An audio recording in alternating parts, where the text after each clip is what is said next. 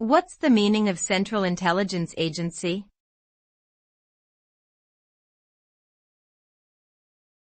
Central Intelligence Agency.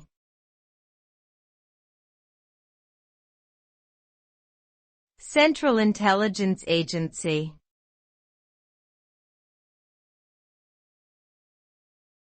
Central Intelligence Agency.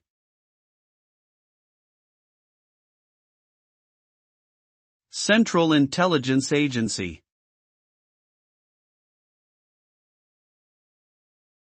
The Central Intelligence Agency, CIA, is a civilian intelligence agency of the United States federal government.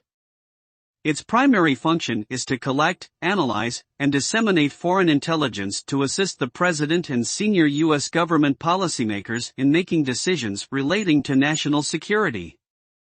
The agency also conducts covert operations, often in conjunction with other U.S. government agencies, to gather intelligence and carry out special missions abroad.